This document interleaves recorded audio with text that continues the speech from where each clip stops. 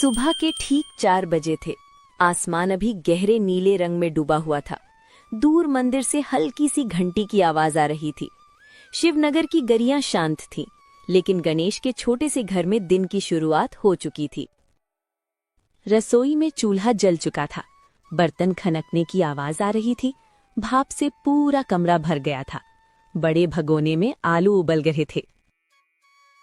मेहनत का फल मीठा होता है, बस भगवान साथ देना। वो लकड़ी की चौकी पर बैठकर उबले हुए आलू छीलने लगा। उसके हाथ तेजी से चल रहे थे, जैसे हर उंगली को अपना काम पता हो।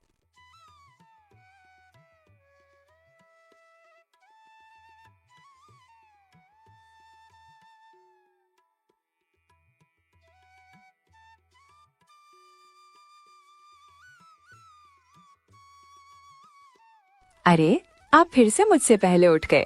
थोड़ा आराम भी कर लिया करो। आराम तो तब करूंगा जब रोहन बड़ा होकर अफसर बनेगा।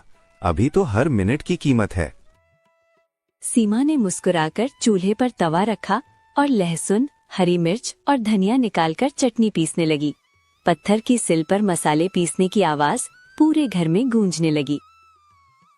सुनो जी, आज आलू थोड़े कम हैं। कल ग्राहकों की भीड़ ज्यादा थी। मैं अभी मंडी से ले आती हूँ। नहीं सीमा, तुम चटनी और बेसन तैयार कर लो। मैं खुद मंडी से ताजे आलू ले आऊंगा। आज शुक्रवार है, भीड़ और ज्यादा होगी। पर आप रात को भी देर से आए थे। थकान तो है, लेकिन जब ग्राहक कहते हैं कि गणेश भैया आपका वड़ा पाव सबसे स्वादिष्ट है, तो सारी थकान उतर जाती है।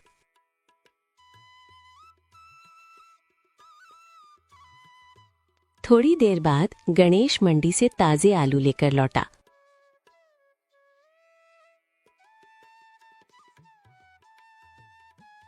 उसने सावधानी से हर आलू को देखा, कोई सड़ा हुआ या खराब ना हो। वो हमेशा कहता था,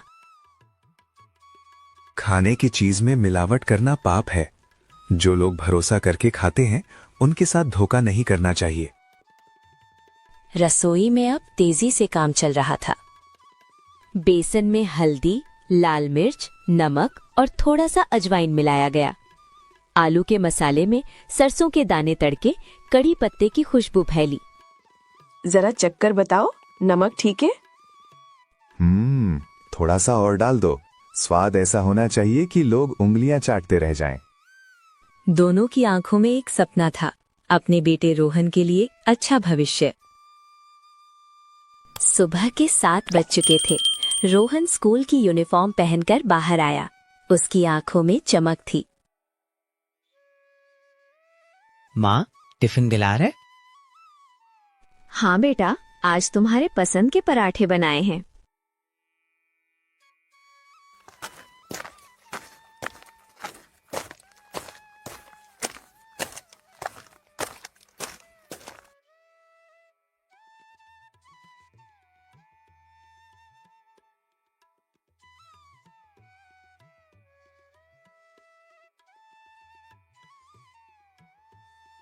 रोहन ठेले के पास गया जहां गणेश वड़ा तल रहा था। गरम तेल में बेसन से लिपटा आलू जैसे ही डाला गया, छन की आवाज आई और खुशबू हवा में फैल गई। पापा, आज तो खुशबू और भी अच्छी आ रही है। क्योंकि आज मसाला तुम्हारी माँ ने खास प्यार से बनाया है। पापा, आज मास्टर जी ने कहा कि ईमानदारी सबसे बड़ी पूंजी होती है। अगर इंसान के पास पैसा कम हो लेकिन ईमानदारी हो तो वो सबसे अमीर होता है। बिल्कुल सही कहा उन्होंने। देखो बेटा, मेहनत और सच्चाई से कमाया हुआ पैसा ही सुख देता है। अगर हम धोखा देकर कमाएंगे तो वो पैसा कभी टिकेगा नहीं। तो क्या आप भी कभी धोखा नहीं दोगे? जब तक मेरे हाथ में ये कड़छी है और तेरी माँ की चटनी है, तब तक ईमानदारी ही चलेगी। और अगर कभी गलती की तो मैं कान पकड़वा दूंगी। तीनों हंस पड़े। दोपहर तक गणेश का ठेला बाजार में सज चुका था। लकड़ी का साफ सुथरा ठेला, ऊपर लाल रंग का कपड़ा और एक छोटा सा बोर्ड। गणेश स्पेशल वड़ा पाव 10 रुपए। पहला ग्राहक आया। गणेश भैया 2 वड़ा पाव देना और चटनी थोड़ी ज्यादा डालना। जितनी चाहो उतनी दूंगा भाई, लेकिन स्वाद से समझौता नहीं करूंगा।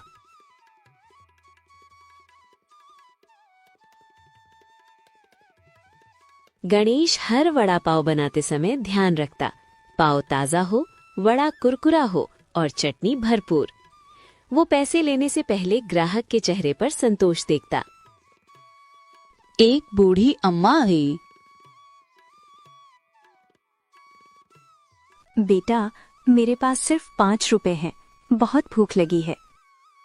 गणेश ने बिना सोचे 2 वड़ा पाव बनाकर उनके हाथ में रख दिए। बेटा, पैसे तो। अम्मा, आशीर्वाद दे दो, वही काफी है। रोहन ये सब देख रहा था, उसके चेहरे पर गर्व था।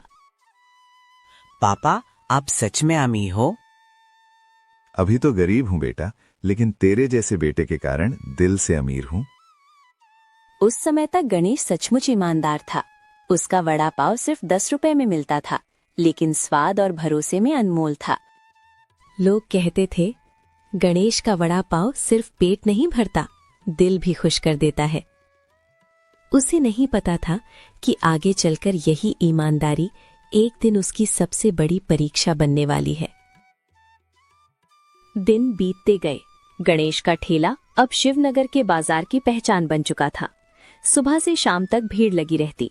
कई बार तो ऐसा होता कि शाम होते होते सारे वड़ा पाव खत्म हो जाते और लोगों को निराश लौटना पड़ता। उस दिन भी कुछ ऐसा ही हुआ।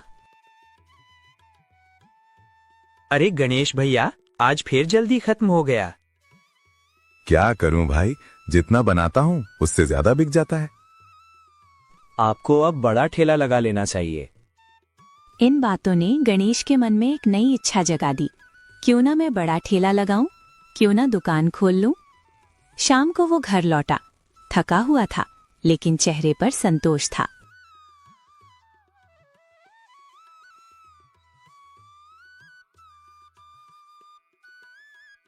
आज फिर सब बिक गया। हाँ, और लोग पूछ रहे थे कि दुकान क्यों नहीं खोल लेते। अरे वाह, ये तो अच्छी बात है। हाँ, लेकिन दुकान खोलने के लिए पैसे चाहिए, ज्यादा मुनाफा चाहिए। जितना भगवान दे रहा है उसमें खुश रहो, धीरे धीरे सब हो जाएगा। सीमा के बाद सीधी और सच्ची थी, लेकिन गणेश के मन में अब एक नया विचार आकार ले रहा था। अगर हर वड़ा पाव पर 2-3 रुपए ज्यादा बचे तो जल्दी पैसे जमा हो सकते हैं।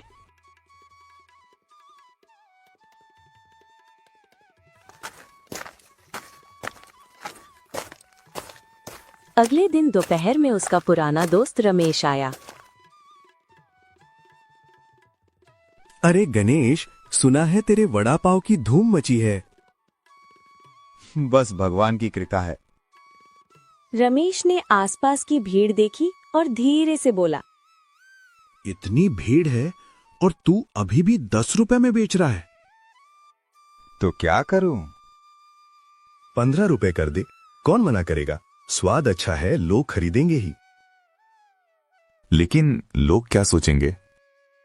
अरे दुनिया फायदा देखती है, तू भी देख, आखिर मेहनत तू कर रहा है। रमेश की बात साधारण थी, लेकिन उसने गणेश के मन में लालच का छोटा सा बीज बो दिया।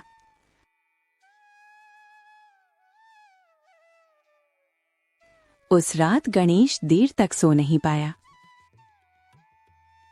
गणेश छत पर बैठा था। चांद आसमान में चमक रहा था। हवा ठंडी थी, लेकिन उसके मन में हलचल थी।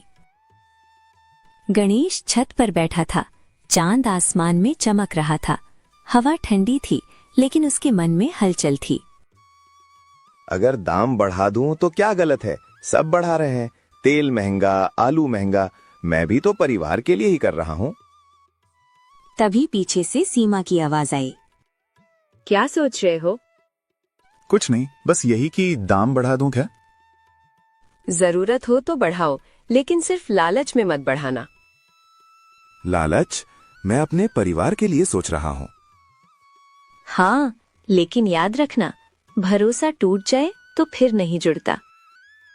तभी रोहन भी बाहर आ गया। पापा, आप परेशान हो क्या? नहीं बेटा, तुझे क्यों ऐसा लगा कि मैं परेशान हूँ? मास्टर जी ने आज कहा कि जो ज्यादा लालच करता है वो अंत में सब खो देता है। गणेश चुप हो गया। उसे लगा जैसे ये बात सीधे उसके दिल में उतर गई हो। उसने बोर्ड को देखा, गणेश स्पेशल वड़ा पाव 10 रुपए। वो कुछ देर तक बोर्ड को घूरता रहा। रमेश की आवाज उसके कानों में गूंज रही थी। 15 रुपए कर दिए। सीमा की आवाज भी। भरोसा टूट जाए तो। रोहन की मासूम आवाज। लालच करने वाला सब खो देता है। गणेश के हाथ में चौक थी। वो 10 के आगे एक जोड़ने ही वाला था। यही वो क्षण था जहां एक छोटा सा फैसला उसकी जिंदगी बदल सकता था। क्या गणेश लालच के रास्ते पर कदम रखेगा या ईमानदारी को चुनेगा? उसने गहरी सांस ली और धीरे धीरे 10 के आगे एक जोड़ दिया। अब बोर्ड पर लिखा था 15 रुपए। उसका दिल जोर से धड़कने लगा। कुछ ही देर में पहला ग्राहक आया, वही नियमित ग्राहक, ऑटो चालक शंकर। गणेश भैया, जल्दी 2 वड़ा पाव देना, सवारी इंतजार कर रही है। गणेश ने वड़ा पाव बनाकर दिया। लो भैया, 20 रुपए, बाकी 10 लौटा दो। अब 15 रुपए हो गया है। क्या? कब से बधाई पैसे? आज से महंगाई बढ़ गई है। शंकर कुछ पल चुप रहा, फिर 30 रुपए दिए और बिना कुछ कहे चला गया। उसकी चुप्पी गणेश को भीतर तक चुप्पी। अरे दाम बढ़ गए क्या? हाँ, पहले 10 था। चलो, स्वाद अच्छा है, ले लेते हैं।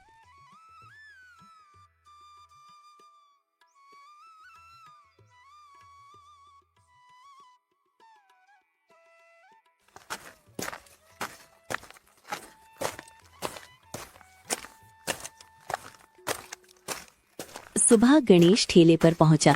भीड़ थोड़ी कम थी, लेकिन पूरी तरह गायब नहीं हुई। गणेश ने राहत की सांस ली। दोपहर में रमेश फिर आया। देखा, मैंने कहा था ना, कोई फर्क नहीं पड़ेगा। हाँ, अभी तो नहीं पड़ा। अब सोच, अगर तेल थोड़ा सस्ता ले आए तो मुनाफा और बढ़ेगा। यही वो दूसरा बीज था जो पहले से लगे लालच को खाद देने वाला था। शाम को घर पहुंचा तो सीमा ने पूछा, आज दाम बढ़ा दिए? हाँ, 15 कर दिए। लोगों ने क्या कहा? कुछ नहीं, बस चुप रहे। चुप रहना भी कभी कभी नाराजगी होती है। गणेश ने बात टाल दी।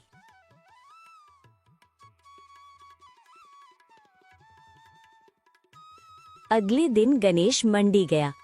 उसने 2 तेल के डिब्बे देखे, एक महंगा शुद्ध, दूसरा सस्ता लेकिन गुणवत्ता संदिग्ध। दुकानदार बोला, भैया, ये वाला सस्ता है, कई लोग यही लेते हैं। गणेश कुछ पल सोचता रहा। अगर हर दिन 200 रुपए बचे तो महीने में 6000, साल में 72,000। उसने सस्ता तेल उठा लिया। पहले दिन किसी ने कुछ खास महसूस नहीं किया। दूसरे दिन स्वाद थोड़ा बदला। तीसरे दिन, गणेश भैया, आज तेल की खुशबू अलग लग रही है। नया ब्रांड है इसलिए। रोहन स्कूल से आया। पापा, आज वड़ा का स्वाद थोड़ा अलग था। गणेश चौंका। तुझे क्या पता स्वाद का? मैं रोज खाता हूं ना, फर्क समझ आता है। सीमा भी चुपचाप सब सुन रही थी। कहीं तेल बदल लिया क्या? गणेश चिढ़ गया। तुम लोग हर बात में शक क्यों करो? एक हफ्ते में फर्क साफ दिखने लगा। जहां पहले शाम तक 300 वड़ा पाव बिकते थे, अब मुश्किल से 180 बिक रहे थे। ग्राहकों की बातें बदल गईं। पहले जैसा स्वाद नहीं रहा। चलो, आज सामने वाले ठेले से खा लेते हैं। रात को गणेश बेचैन था। क्या सच में मुझसे गलती हो रही है या लोग ही बदल गए हैं? सीमा उसके पास बैठी। सच बताओ, क्या तुमने तेल बदला है? कुछ पल की चुप्पी। हाँ, मैंने तेल बदला है। ये क्या किया तुमने? इसीलिए लोग हमारे ठेले पे वड़ा पाव खाने नहीं आ रहे हैं। मैं जल्दी पैसे कमाना चाहता था, दुकान खोलना चाहता था। लेकिन अगर भरोसा खो दिया तो दुकान किसके लिए खोलोगे? गणेश के पास कोई जवाब नहीं था। दिन बीतते गए, लेकिन अब गणेश के ठेले की रौनक लगभग खत्म हो चुकी थी। जहां पहले लोगों की लाइन लगती थी, अब वहां सन्नाटा छाया रहता था। एक दिन एक पुराना ग्राहक उसके पास आया। गणेश भैया, हम तो आपको अपना समझते थे, लेकिन आपने ही भरोसा तोड़ दिया। मुझसे गलती हो गई। गलती नहीं भैया, ये लालच था। वो चला गया। ये शब्द तीर की तरह गणेश के दिल में लगे, लेकिन अब भी उसने पूरी तरह बदलाव नहीं किया। उसे लगा थोड़ा समय और सब ठीक हो जाएगा। अगले दिन बाजार में हलचल मच गई। सुना क्या?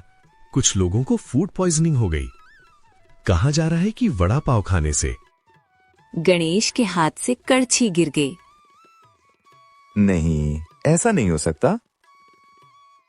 कुछ ही देर में सफेद गाड़ी आकर रुकी। 2 अधिकारी और साथ में पुलिस उतरी। कौन है गणेश? जी, मैं हूं। हमें शिकायत मिली है कि आप मिलावटी और खराब तेल इस्तेमाल कर रहे हैं। भीड़ जमा हो गई। देखा, हमने कहा था ना, इसी के वड़ा पाव से लोग बीमार हुए हैं। अधिकारियों ने तेल के डिब्बे चेक किए। बासी गंध, खराब गुणवत्ता सब सामने आ गया। ये तेल खाने लायक नहीं है। आप लोगों की सेहत से खेल रहे थे। मुझसे गलती हो गई। मैं बस थोड़ा ज्यादा कमाना चाहता था। लालच में आपने कानून तोड़ा है और लोगों की जान खतरे में डाली है। भीड़ में सीमा और रोहन भी आ गए। मैंने आपको रोका था, लेकिन आपने मेरी बात नहीं मानी। पापा, आपने तो कहा था कि ईमानदारी सबसे बड़ी पूंजी होती है। गणेश की नजरें झुक गईं। अब समय आ चुका था परिणाम का। पुलिस इंस्पेक्टर आगे बढ़ा। गणेश, आपको मिलावट और लोगों की सेहत को खतरे में डालने के आरोप में गिरफ्तार किया जाता है। सर, मुझे एक मौका दे दीजिए। मौका तब मिलता है जब इंसान खुद सही रास्ता चुने। पूरा बाजार खामोश हो गया। वही लोग जो कभी उसके स्वाद के दीवाने थे, आज उसे जाते हुए देख रहे थे। गणेश ने आखिरी बार अपने ठेले की तरफ देखा। वही ठेला जिसने उसे पहचान दी थी, और वही ठेला जिसने उसके लालच की वजह से उसे बर्बादी तक पहुंचा दिया। बेटा, हमेशा ईमानदार रहना, मेरे जैसे मत बनना। रोहन फूट फूट कर रो पड़ा। काश आपने समय रहते समझ लिया लोता। पुलिस गणेश को अपने साथ ले गई। ठेला वहीं खड़ा रहा, लेकिन अब वहां न खुशबू थी न भीड़, सिर्फ एक सबक था। लालच इंसान से उसकी पहचान, उसका सम्मान और उसका सब कुछ छीन लेता है।